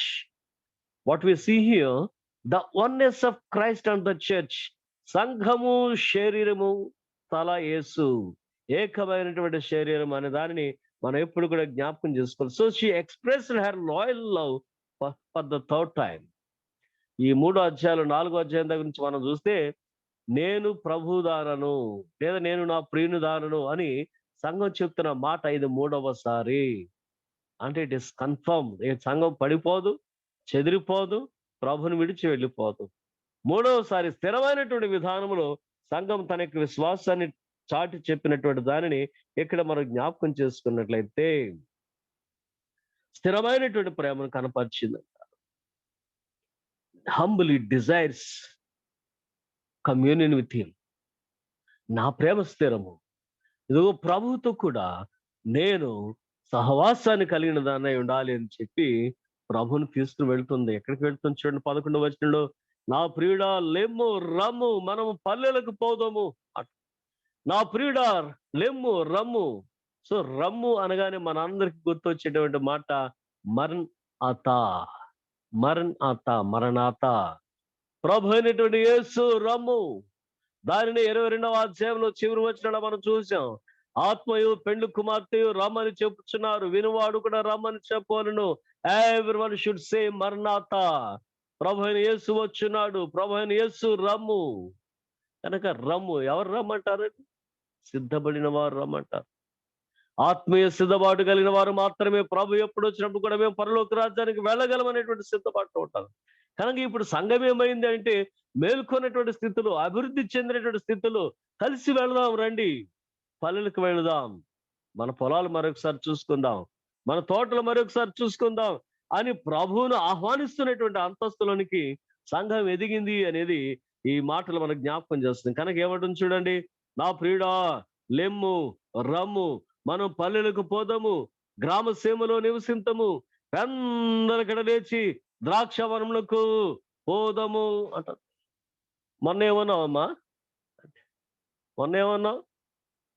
నేను పడుకున్నాను, నేను బట్టలు మార్చేసుకుని పడుకున్నాను, కాళ్ళు కడిగేసుకున్నాను, చేతులకి ఇంకా ఈ యొక్క పర్ఫ్యూమ్స్ రాసుకుని పడుకున్నాను, నేను లేవాలా వద్దా అన్నటువంటి ఏమైపోయిందట, పెందల గడలేచి మన పొలాలకు వెళ్ళిపోదాం అన్నట్టు. మళ్ళా పొలాలు అనగా, తోటలు అనగా, మళ్ళా సంఘాన్ని మనం జ్ఞాపకం చేసుకున్నట్లయితే సిద్ధపడినటువంటి సంఘం, ఇంకా సిద్ధపడుతున్నటువంటి వారు. అంటే మన ముందు వెళ్ళిపోయిన వాళ్ళు చాలా మంది ఉన్నారు కదా, మనం అందరం జ్ఞాపకం చేసుకుని ఇందాక మనం అనుకున్న ఆ మిషనరీలు అందరూ ఇప్పుడు ఎక్కడున్నారు? అక్కడున్నారు. వాళ్ళందరూ వధువు సంఘ అంతస్తులోనే ఉన్నారు. వాళ్ళందరూ ఎక్కడున్నారంటే వధువు సంఘ అంతస్తులోనే ఉన్నారు. సాధు సుందర్ సింగ్ గారు వెళ్ళిపోయి అడుగు కూర్చున్నాడు, దాదాసాయి సాయి గారు వెళ్ళిపోయి అడుగు కూర్చున్నాడు, మార్టిన్ లోథర్ గారు వెళ్ళిపోయి అడుగు కూర్చున్నాడు, విలియం కేరీ గారు వెళ్ళిపోయి అక్కడ కూర్చున్నాడు. ఇందాక మనం చెప్పుకున్న మిషనరీలు అందరూ వెళ్ళిపోయి, అలెగ్జాండర్ దొర గారు, టర్నింగ్ టౌన్ నోబుల్ గారు, హారిసన్ దొర గారు, ఇలా అందరూ వారి యొక్క సువార్తలు ముగించుకుని ప్రయాణం ముగించుకుని వెళ్ళి అక్కడ కూర్చున్నారు, వధువు సంఘ అంతస్తున్నారు. ఇప్పుడు వాళ్ళు ఏమంటారంటే, come let us see how the church is growing up. మన తర్వాత వారు ఎలా ఎదుగుతున్నారు చూడటానికి వెళ్దాం రమ్మని చెప్పి ప్రభుని ఆహ్వానిస్తున్నారట. సో ఇది ఇంకొక మాటలో మనం జ్ఞాపకం చేసుకున్నట్లయితే, ఈ పల్లెలకు పోదాం అని అంటే సంఘము సువార్తను ప్రకటించినటువంటి ఈ కాలాన్ని మనం చూసినట్లయితే, ఈ యొక్క యెరూషలేము అనే దానిని మనం ఇల్లుగా చూసుకోవచ్చు కదా. పెందలకడ లేచి ద్రాక్షవనంలోకి పోదాము, ద్రాక్షవనులు చిగురించను, దాడిమ చెట్లు పూతకొచ్చినాయో లేదో చూద్దాం అంటున్నారు. So braid proceeds to exercise her power over his loving will అంటాడు భక్తుడు. ప్రేమతో నిండిపోయింది. సంఘ కార్యక్రమాలు చేయాలా, సంఘ అభివృద్ధి కార్యక్రమాలు చేయాలా, సువార్త వెదజల్లాలా, సార్వత్రిక సంఘము నుండి వధువు సంఘపు అంతస్తుని ఇంకను పెంచాలి అనేటువంటి తపన కలిగిన వారిగా ఈయన మనం జ్ఞాపకం చేసుకున్నట్లయితే, హెబ్రీ గ్రంథకర్త పౌలు భక్తుడు ఒక మాట అంటాడు. ఏమంటాడు ఆయన? హెబ్రీలకు రాయబడిన పత్రిక 12వ అధ్యాయం 1వ వచనం మనం చూసినట్లయితే, ఇంత గొప్ప సాక్షి సమూహం మేఘమలే మనల్ని ఆవరించి ఉండగా, అంటే ఏం చూస్తున్నారంటే వాళ్ళు పైనుండి ఒక మేఘం వలె చుట్టేశారు, ఇదిగో ఇక్కడ మనం పరిగెడుతున్నటువంటి విశ్వాస పరుగును చూస్తున్నారు. ఎవరు బాగా పరిగెడుతున్నారు, ఎవరు గోల్ రీచ్ అవ్వగలరు, ఎవరు ప్రభు వద్దకు వచ్చినప్పుడు పథకాన్ని తీసుకుని రాగలరు అని వాళ్ళు చూస్తున్నటువంటి విధానములు ఇప్పుడు వాళ్ళు చేస్తున్నది ఏంటంటే, ప్రభువుతో కలిసి నాయన వెళ్ళి ఇంకా మన యొక్క విశ్వాసులు ఈ వధువు సంఘ అంతస్తులకు విశ్వాసులు ఇంకా ఎంతగా ఎదుగుతున్నారు ఒకసారి చూద్దాం రండి అని తీసుకొస్తుంది. అంటే వధువు సంఘం అంటే మన ముందెళ్ళేటువంటి మన పెద్దలు, మన పితరులు, దేవుని బిడ్డలారా, వారిలో మీ తల్లిదండ్రులు ఉండొచ్చు, తాత అమ్మమ్మలు, తాత నాయనమ్మలు ఉండొచ్చు, వారిలో మన సంఘ కాపులైన వారు ఉండొచ్చు, ఎవరెవరు ఉన్నారు భక్తులు, మహాభక్తులు, వారిలో మన ముందు దాటి వెళ్ళిన వారు, వారందరూ కూడా మన విశ్వాసాన్ని చూడటానికి, మన ఆత్మీయ స్థితిని చూడటానికి, మన ఆత్మీయ అంతస్తు ఎలా ఉందో చూడటానికి దిగి వస్తున్నటువంటి సంఘంగా వారిని మనం జ్ఞాపకం చేసుకోవాలా. సో అక్కడ అంటుంది, అచ్చటనే నా ప్రేమ సూచనని చూపించేది. సో నేను నిన్ను ఎంతగా ప్రేమించానో నీకు కనపరుస్తానయ్యా, రా పల్లెలకు పోదాం. పల్లెలు, గ్రామాలు అంటే ఏంటో తెలుసా? భూదిగంత సువార్త, భూదిగంత సువార్త. కానీ ఈ భూదిగంత సువార్త అనేది మనందరికీ కూడా ఒక ధ్యేయంగా కనపడుతుంది. కనుక ఇంకా సంఘం విస్తరించాలా, ఇంకా సంఘం వ్యాపించాలా, ఇంకా విశ్వాసులు ఎదగాల, బలపరచబడాలా, అనేకులు రక్షించబడాలా. ఏ ఒక్కరు కూడా సువార్త అందకుండా నశించడానికి వీలు లేదు. ఏ ఒక్కరు కూడా సువార్త అందకుండా నశించడానికి వీలు లేదు. అందరికి సువార్త అందించబడాలి. కనుక పల్లెలకు పోదాం అంటుంది, గ్రామాలకు పోదాం అని చెప్పి ప్రభు యొక్క సంఘం ఇంకా సువార్త ప్రేరేపణ చేస్తున్నట్లుగా మనం చూసినట్లయితే, యెరూషలేము అనేది ఇల్లు అనేది మనం జ్ఞాపకం చేసుకుంటే, యూదయ గ్రామాలన్నీ కూడా మరి సమీప పట్టణం అయితే, భూదిగంతము ఇతర గ్రామాల కింద మనం చూస్తే, యెరూషలేము నుండి ప్రారంభమైన, సొంత ఇంటి నుండి ప్రారంభమైన ఈ సువార్త యూదయ దేశం అంతటా భూదిగంతముల వరకు కూడా వెదజల్లబడుతున్నటువంటి కాలం అనేది మనం జ్ఞాపకం చేసుకున్నట్లయితే, retire from the city and take their walks in the fields. ఇల్లు విడిచిపెట్టి ఇదిగో వీధుల్లోకి వచ్చారు, అనగా గ్రామాల్లోకి వచ్చారు. పట్టణాలు విడిచిపెట్టి గ్రామాల్లోకి వచ్చారు, పల్లెల్లోకి వస్తున్నారు. ఈ సువార్త వ్యాపిస్తున్నటువంటి విధానాన్ని మనం జ్ఞాపకం చేసుకున్నట్లేదు. ఎందుకు అనంటే, సార్వత్రిక సంఘాన్ని బలపరుస్తాను. Her desire of his presence everywhere. ప్రతి సంఘంలో కూడా క్రీస్తు యొక్క ప్రత్యక్షతలు కనబడాలా. ఏదో సేవ చేస్తున్నాం, సేవ చేస్తున్నాం, సంఘం కట్టామంటే సంఘం కట్టాం కాదండి. ప్రతి సంఘములో కూడా క్రీస్తు నివాసము కలిగినటువంటి సంఘంగా మన సంఘాలు వర్ధిల్లాలనే దాన్ని మనం జ్ఞాపకం చేసుకున్నట్లయితే, మనం అందరం కూడా సంఘ సభ్యులుగా వ్యక్తిగత అనుభవాల్లోకి వచ్చి క్రీస్తును కలిగినటువంటి సంఘంగా, క్రీస్తును కలిగినటువంటి బిడలుగా మన యొక్క వ్యక్తిగత ఆత్మీయ జీవితాలలో అభివృద్ధిని మనం కలిగిన వారమై ఉండాలి అని దానిని మనం జ్ఞాపకం చేసుకుందాం. సో అక్కడి నుంచి ఎక్కడికి వెళ్తుందంటే, everywhere, at home and at abroad.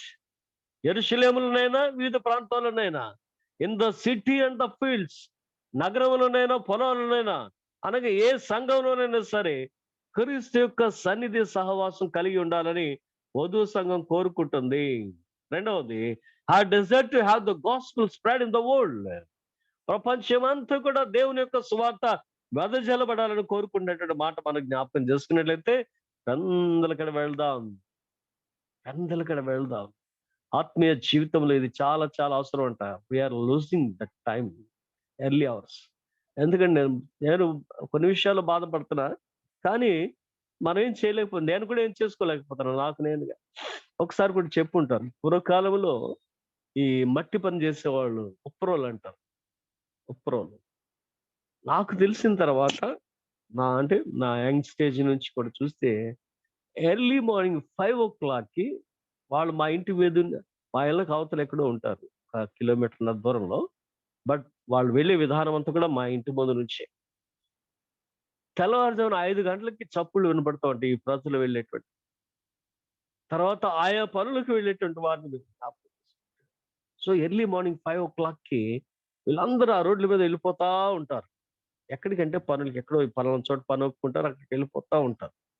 మళ్ళా సాయంత్రం 1 గంటన్నర 2-3 ప్రాంతాలకి they will come back to their house. So వాళ్ళు వెళ్ళేటువంటి అవర్స్ మాకు తెలుసు, వాళ్ళు వచ్చేటువంటి అవర్స్ తెలుసు. అలాగే ఇతర పనులకు వెళ్ళే వాళ్ళందరూ కూడా మార్నింగ్ 6 to 8 లోపు వెళ్ళిపోయేవాడు. అది ఏ పనైనా సరే, అది తాపి పని కానివ్వండి, వడ్రంగి పని కానివ్వండి, 8కి వాళ్ళు డెఫినెట్ గా ఎక్కడ మస్తరు అన్నట్టు అక్కడికి వెళ్ళిపోయారు.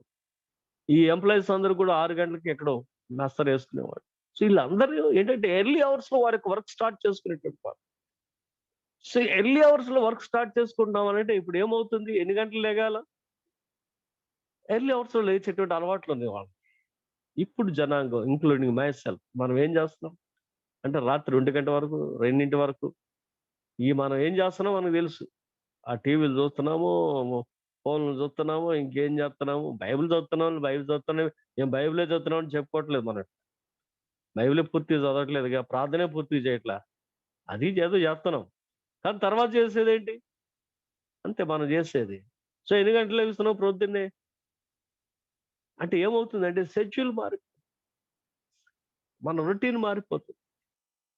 ఇప్పుడు అదే పనులు మళ్ళా అదే వృత్తులు మరలా నేను జ్ఞాపకం చేస్తా. There timings have changed. 9, 9:30 అయితే గాని వాళ్ళు ఆ వీధి నుంచి వెళ్ళట్లా. 5 గంటలకి వెళ్ళేటువంటి జనాంగం 9, 9:30 అయితే గాని ఆ వీధిలోంచి వెళ్ళట్లా. ఎప్పటికి వెళ్తాడు పనికి? ఎప్పుడు మొదలు పెడతాడు? ఎప్పుడు వస్తాడు? సో మనుషుల యొక్క కాలం, వారి విధానాలు మారిపోతాయి. ఈ మారిపోయే విధానంలో మరొకసారి మనసును తెచ్చుకోవాల్సిన విషయం ఏంటంటే, ఎవ్రీ క్రిస్టియన్, ఎవ్రీ బిలీవర్ ఉదయకాలమున దేవుని సన్నిధిలో కనబడాలి. అది 3:00, 4:00, 5:00. అట్లీట్ ఇంకా లేటెస్ట్ అంటే లేదా లేట్‌గా అంటే 6:00. సో మనం ఎన్ని గంటలకు పడక మీద నుంచి లేసి ఎన్ని గంటలకు దేవుని సన్నిధిలో కనబడుతున్నాం అనేది ఈ వేళ ధ్యానం ద్వారా మనం జ్ఞాపకం చేసుకొని ఒక నూతన తీర్మానాన్ని మన జీవితాల్లో చేసుకుందాం. మనం 1 గంటకు పడుకుంటామా, 2కి పడుకుంటామా అవన్నీ వదిలిపెట్టేసేయండి. నేను 3 గంటలు లేసి ప్రార్థన చేస్తా, నేను 4 గంటలు లేసి ప్రార్థన చేస్తా, నేను 5 గంటలు లేసి ప్రార్థన చేస్తానని ఒక తీర్మానంలో ప్రతి ఉదయకాలమున దేవుని వెతకడం అనేది మనం నేర్చుకోవాలా. ఈ ఆసక్తి వధువు సంఘానికి వచ్చింది. ఈ ఆసక్తి ఎప్పుడైతే వధువు సంఘానికి వచ్చిందో మనం తెల్లవారుజామున వెళ్ళిపోదాం అంటుంది కదా. ఏమో ఆ మాట చదువు. పెందలకడ లేచి ద్రాక్షావనంలోకి పోదుము, ద్రాక్షావనంలో చిగురించడం లేదు, వాటి పువ్వులు వికసించడం లేదు, దాడిమ చెట్లు పూతబట్టడం లేదు, చూతమురము ఆచటని నా ప్రేమ సూచన నీకు చూపెదను. కనుక ఆ పెందలకడ లేచి వెళ్ళటం అనేది అలవాటు చేసుకోవాల్సినటువంటి అవసరం ఉన్నది. The church having offended and lost her beloved by her former laziness. పూర్వకాలము అశ్రద్ధ, బద్ధకం పాడు చేసినటువంటి స్థితి, ఆత్మీయ స్థితిని జ్ఞాపకం చేసుకుని పెందలకడ లేవటానికి సిద్ధపడుతుందట. దీనిని 31 కీర్తన మన సామెతల గ్రంథం 31 అధ్యాయంలో చూస్తే, ఆమె పెందలకడ లేచి తన ఇంటి వారి కొరకు ఆహారమును సిద్ధపరచును. అందుకనే ఆమె భర్త ఆమెను కొనియాడుతున్నాడు, ఆమె పిల్లలు ఆమెను కొనియాడుతున్నారు. ఆ యొక్క సంఘములో వారి యొక్క కుటుంబ గౌరవం పెరగడానికి గల కారణం ఏమిటి అనంటే ఈ మాటలు మనం జ్ఞాపకం చేసుకోవాలా. సరే ఈ కల్చర్, ఈ యొక్క సెల్ ఫోన్, టీవీ కల్చర్ నుంచి మనం వెనక్కి వచ్చి ఎర్లీ అవర్స్ లో ప్రభుని కలిగి ఉండేటువంటి స్థితిలోనికి వచ్చినప్పుడు మన ఆత్మీయ అంతస్తు, మన యొక్క కుటుంబ భవిష్యత్తు అన్ని కూడా ఆశీర్వించబడతాయి అనేది మాట మనం జ్ఞాపకం చేసుకోవాలి. కనుక సార్వత్రిక సంఘంలో ప్రభు ప్రయాణం చేస్తున్నప్పుడు how the churches and individuals love there groom. ఈ సంఘం నన్ను ఎంత ప్రేమిస్తుంది. ప్రభు ప్రయాణం చేస్తున్నాడు అనమాట. ఇప్పుడు వాళ్ళిద్దరు కలిసి అనగా సిద్ధపడినటువంటి వధువు సంఘం, ప్రభు కలిసి చర్చెస్ విజిట్ చేస్తున్నారు.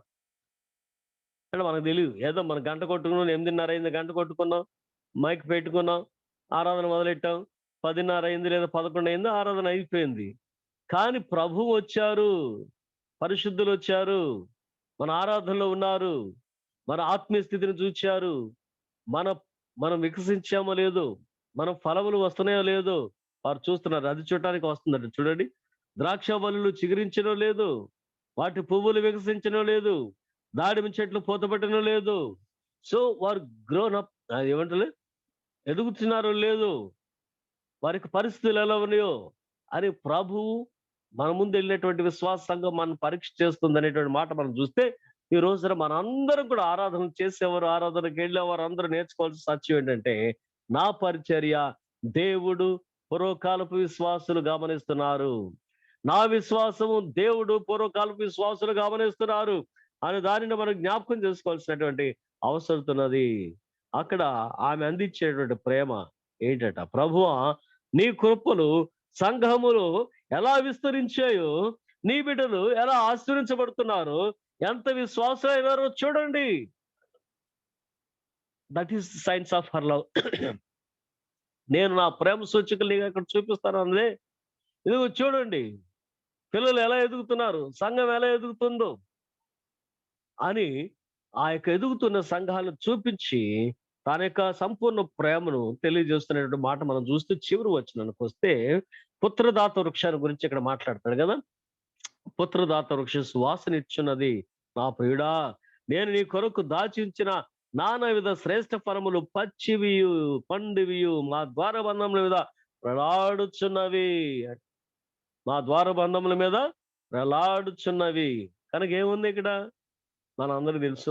మా చిన్నప్పుడు ఈ చక్రకెళ్ళి తెస్తే ఒక ఇంటి హ్యాంగ్ చేసి పెట్టేవాడు వంట కదా, ఒక మూల అంటే కింద పెడితే నలిగిపోతాయి అని చెప్పి వాడు హ్యాంగ్ చేసి పెట్టేవాడు.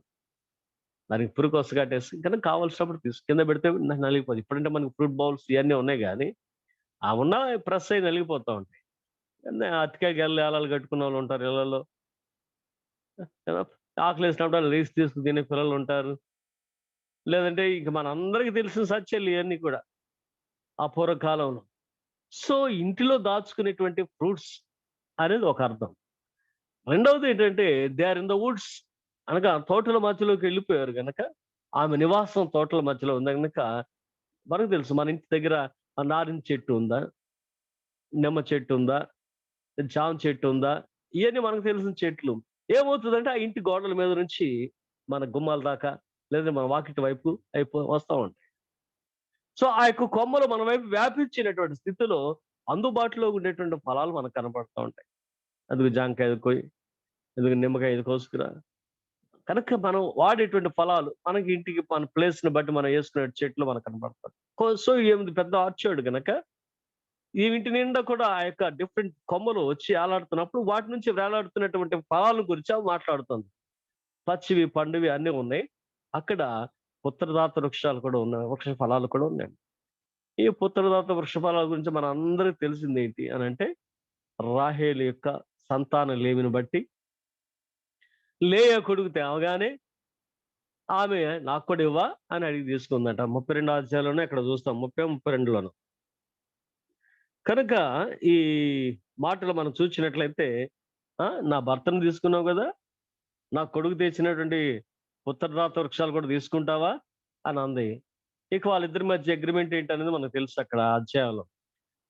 సో ఏం జరుగుతుందంటే, పుత్రదాత వృక్ష ఫలములు తింటూ వలన గర్భఫలాన్ని సంపాదించుకున్నట్లుగా మనం జ్ఞాపకం చేసుకుంటాం.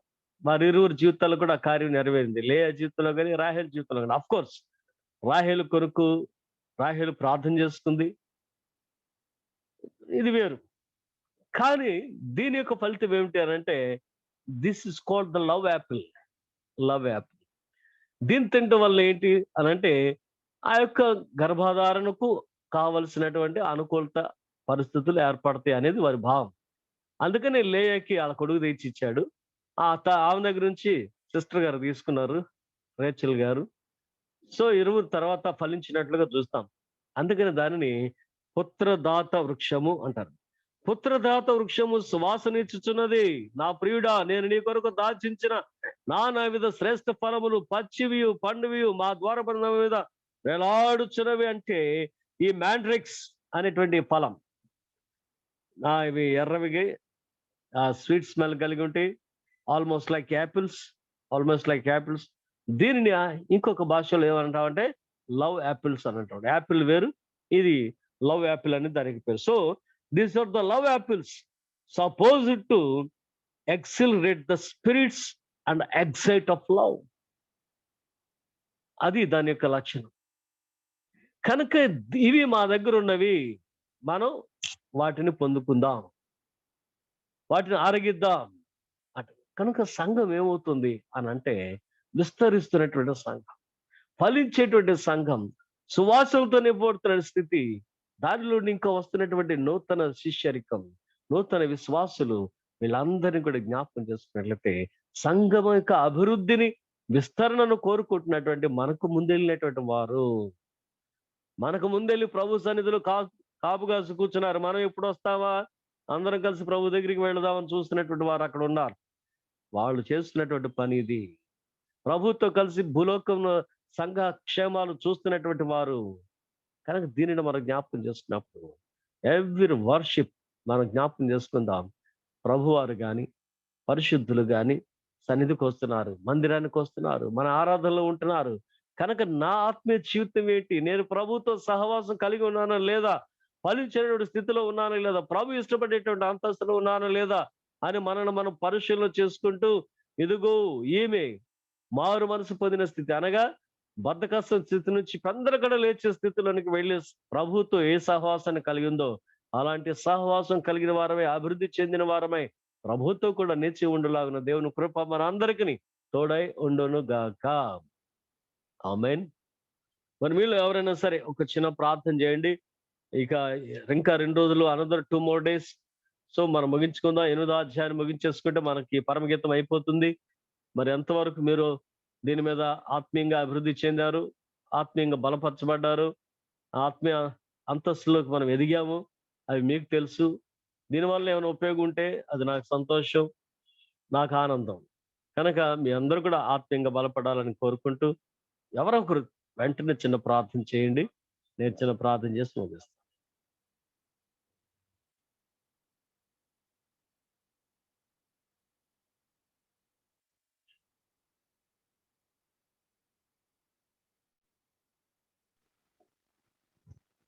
అయ్యగారు చేస్తానండి నేను. ప్రైజ్ లార్డ్ అయ్యగారు. చేయండి. ప్రేమ నమ్మకం గల పరలోక తండ్రి, దయగల దేవా, కృపా సత్య సంపూర్ణుడా, ఈ ఘనమైన నామంలో నీకు వందనాలు స్తోత్రాలు చెల్లించుకుంటున్నాను తండ్రి. ఆయన నిత్యాశ్రయ దుర్గమ, నా ప్రాణ ప్రియుడా, నీ ప్రేమ ద్రాక్షరసము కన్నా మధురము తండ్రి. నాయన ధవళవర్ణుడు, రత్నవర్ణుడు నాయన, నీకు స్తుతులు స్తోత్రాలు చెల్లించుకుంటున్నాను. 10,000 పురుషులలో గుర్తింపదగిన దేవా, నీకు స్తుతులు స్తోత్రాలు నాయన. నీ ముఖం మనోహరము, నీ స్వరం మాధుర్యము నాయన. అయ్యా గొప్ప దేవా నాయన, నిన్ను వర్ణించలేము ప్రభువా. ఇంతటి గొప్ప దేవుడు అయినప్పటికీ తండ్రి, పాప కోపంలో ఉన్న నాయన నన్ను మమ్మల్ని రక్షించుటకు ఈ లోకానికి వచ్చి నాయన ప్రభువా, బాలయేసుగా వచ్చి తండ్రి నీవు నాయన ప్రభువా ఎంతో మా ఎదుట నీ మాదిరి జీవితం చూపించి మా కొరకు నీ ప్రాణం ఇచ్చి తండ్రి, నీ అమూల్య రక్తం ఇచ్చి తండ్రి చివరి ఆఖరి బొట్టు వరకు మాకు సమర్పించిన దేవుడు నాయన. తండ్రి మా కొరకు నాయన సమస్తము సిద్ధపరిచిన ఆయన తండ్రి ప్రభువా, నీ ప్రేమను ప్రభువా ప్రియుడుగా నాయన మా ఎడల చూపిన ప్రేమంతటి బట్టి నీకు కృతజ్ఞతాస్తుతులు చెల్లించుకుంటున్నాం ప్రభువా. ప్రభువా నాయన అయ్యగారి ద్వారా మాకు అనుగ్రహించిన జీవవాక్యము నాయన కొరకు వందనాలు. పరిమళ సువాసన వలె ప్రభువా నీ వాక్యాన్ని మేము అనుభవిస్తున్నాం ప్రతిదినము. నీకు వేలాది వందనాలు. మా ఎడల తండ్రి నీ దయ కొరకు, ప్రేమ కొరకు స్తుతి స్తోత్రాలు చెల్లించుకుంటున్నాం ప్రభువా.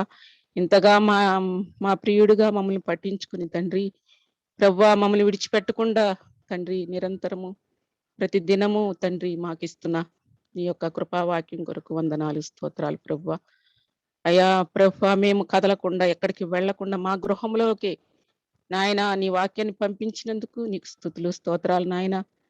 గత కొన్ని నెలల నుంచి మాకు నాయన నీవు ఇస్తున్న జీవాహారం కొరకు వందనాలు చెల్లించుకుంటున్నావు నాయన. నీ జీవ జలపు ఊటల్లో మమ్మల్ని తృప్తి పరుస్తున్నందుకు వందనాలు చెల్లించుకుంటూ దైవమా నాయన మా ఎడల నీకున్న ప్రేమ కొరకు స్తుతులు స్తోత్రాలు నాయన. ప్రభువా మరి ఇదిగో నాయన ప్రభువా, సంఘము ఏ విధంగా ఉండాలో ఈ యొక్క పరమగీతం ద్వారా మాకు తెలియజేశావు ప్రభువా. మరలా నాయన మమ్మల్ని పురికొల్పి నాయన ఉజ్జీవింపజేసినందుకు స్తుతులు స్తోత్రాలు నాయన. నీ బిడ్డకి ఇచ్చిన మంచి ఆలోచన కొరకు, ప్రేరణ కొరకు, ఆత్మీయ స్థితి కొరకు మీకు వేలాది వందనాలు ప్రభువా.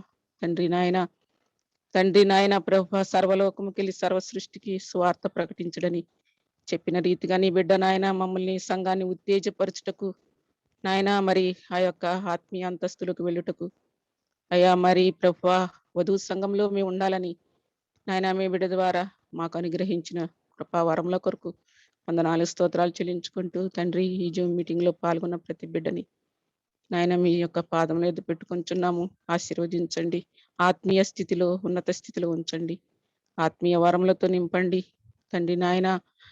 ఈ రోజు నేర్చుకున్న వాక్యం ద్వారా ప్రభా పెందలకెడ లేచి ప్రభా నాయన మరి మేము ఏ విధంగా నీతో సహవాసం చేయాలో తెలియజేసావు, గుర్తు చేసావు ప్రభా, నీ వందనాలు. ఆ విధంగా ప్రభా మేము తండ్రి ఉదయకాల జాముల యందు నాయన నీ సన్నిధిలో గడిపి తండ్రి మరి మా ఆత్మీయ స్థితిని, మా కుటుంబ స్థితిని, మా సంఘ స్థితిని, మా సమాజ స్థితిని నాయన ప్రభు కోసం మేము ప్రార్థించుకొని నిన్ను స్తుతించుకొని గనపరచుటకు నన్ను మమ్మల్ని అందరినీ ఆయత్తపరచు నాయన. ఈ జూమ్ మీటింగ్ లో పాల్గొన్న ప్రతి కుటుంబాన్ని దీవించి ఆశీర్వదించు తండ్రి. ప్రభా ఆల్సెన్స్ చేర్చి సంఘాన్ని మీ చేతిలో పెట్టుకుంటున్నాం ప్రభా. తండ్రి ప్రతి ఒక్కరు ఆత్మీయతలు ఉన్నత స్థితిలో ఉండి నాయన నీకు ఇష్టమైన వారిగా నాయన నిన్ను సంతోషపరిచి నాయన నీతో సహవాసం కలిగి ప్రభా అంతటి గొప్ప అనుభవంలో జీవించుటకు ప్రతి ఒక్కరిని సిద్ధపరచు నాయన. నిర్లక్ష్య వైఖరిని తొలగించి కృప చూపించమని వేడుకొంచున్నాను తండ్రి. నాయన ఈ యొక్క శోధల నుండి అపవాది పెట్టే నాయన మరి ప్రభు ఏ విధమైన నాయన వాటికి మేము లొంగిపోకుండా నాయన బలమైన యోధులుగా జీవించుటకు ఆత్మీయతలో ఉన్నత స్థితి అనుగ్రహించమని వేడుకొంచున్నాను తండ్రి. దయగల దేవాయి గారి కుటుంబాన్ని దీవించి ఆశీర్వదించుము. వారికి నాయన ఆయుష్ ఆరోగ్యంతో ఉంచుము తండ్రి. నాయన ప్రతి అవసరత తీర్చి నాయన వారి సేవని నూరంతులుగా ఫలింపచేయము తండ్రి. మరి నాయన ఈ యొక్క వాక్యాలను నాయన తండ్రి మరి అనేక మంది నాయన వినుటకు కృప దయచే ప్రభా. దేవా నాయన యూట్యూబ్ లో పెట్టుచుండగా అనేక మంది విని మేలు పొంది ఆయన వారి ఆత్మీయ స్థితిని ఉన్నత స్థితిలో ఉంచుటకు నాయన నీవే విస్తరింప చేయమని ప్రార్థించుకుంటున్నాను తండ్రి. సహాయం చేయము నాయన, ఆశీర్వదించము తండ్రి. నీరు కట్టి ఫలింపజేయమని వేడుకుంటున్నాను తండ్రి. దేవా నాయన ఈ సంఘంలో ఉన్న చిన్న బిడ్డలను నాయన జ్ఞాపకం చేసుకో తండ్రి. నాయన ప్రభువా యవ్వనస్తులను జ్ఞాపకం చేసుకో నాయన. యవ్వనస్తులు తొట్టిల్లకుండా కాపాడము తండ్రి. నాయన కుటుంబ జీవితంలో ఉన్న వారిని జ్ఞాపకం చేసుకొని ప్రభువా కుటుంబంలో పిల్లల కోసం నాయన కుటుంబం కోసం మొరపెట్టుకునే స్థితిని ప్రతి భార్యాభర్తలకు దయచేయమని వేడుకుంటున్నాను తండ్రి. వృద్ధులను జ్ఞాపకం చేసుకో తండ్రి. నాయన వృద్ధులు నాయన మరి నాయన ఎంతో అనుభవం గలవారు. వారి ప్రార్థనలు నాయన సంఘానికి ఎంతో అవసరం కాబట్టి మేమందరము నాయన అందరి కోసం ప్రార్థించేటట్టుగా అందరిని సిద్ధపరచమని వేడుకొంచున్నాం ప్రభువా. ఎందులోనూ తప్పిపోకుండా ప్రభువా నాయన నాయన నీకు ఇష్టమైన నాయన మరి వధువు సంఘముగా మేము ఉండుటకు నీ కృప నీ ఆశీర్వాదం మాకు దయచేయమని నీవు అనుగ్రహించిన యొక్క పరలోకపు ఆశీర్వాదాలన్నిటిని బట్టి నీకు కృతజ్ఞతాస్తుతులు చెల్లించుకుంటూ నా ఈ చిన్ని ప్రార్థన మీ సన్నిధిలో చేర్చుకుని మహిమ ఘనత ప్రభావాలు పొందుకొనుమని యేసుక్రీస్తు పరిశుద్ధ నామములో సమర్పించి అడిగి వేడుకొంచున్నాను తండ్రి. ఆమేన్.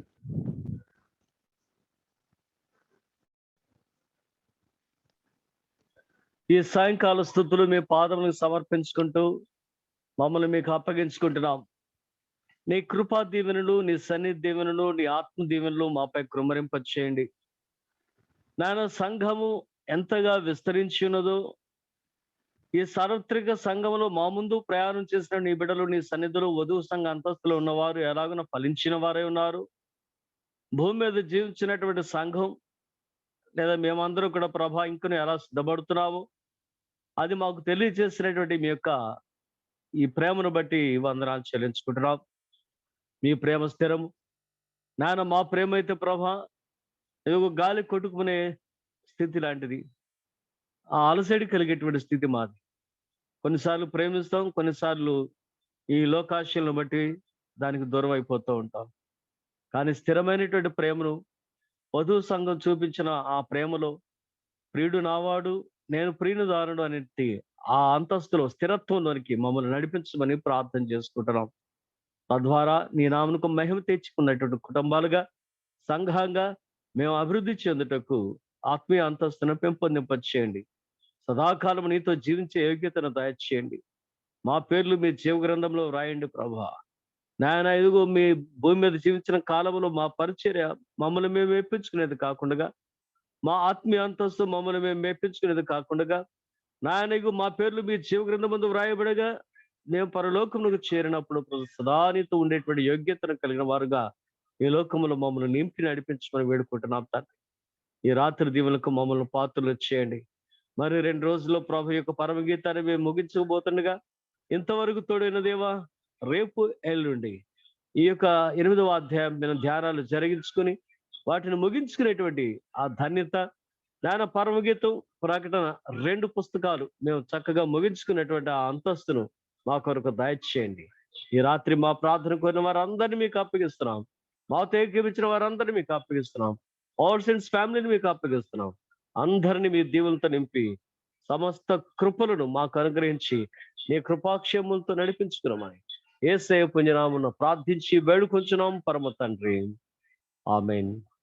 పరలోకమందున మా తండ్రి, నీ నామం పరిశుద్ధపరచమనుగా, నీ రాజ్యం వచ్చునుగా, నీ చిత్తం పరలోకమందు నెరవేర్చినట్లు భూమి అందును నెరవేరునుగా. మారుదిన ఆహారం నేడు మాకు దయచేయము. మా యెడల అపరాధం చేసిన వారిని మేము క్షమించిన ప్రకారం మా అపరాధం క్షమించు.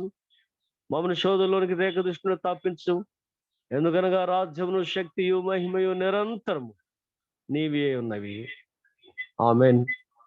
మన ప్రభువైన యేసుక్రీస్తు కృపయు, తండ్రి అయిన దేవుని ప్రేమయు, పరిశుద్ధాత్మ అన్యోన్య సహవాసం మనకందరికి తోడై ఉండునుగాక. ఆమేన్. రైట్ అండి. అందరికి వందనాలు. వందనాలు అయ్యగారండి. బాగారు వందనాలు. ఆంటీ గారు వందనాలు. ప్రమీల ఆంటీ గారు మీకు వందనాలు. గారు వందనాలు. జాన్సన్ రాణి గారు వందనాలు సార్. ఈశ్వర గారు వందనాలు అండి. ఓకే.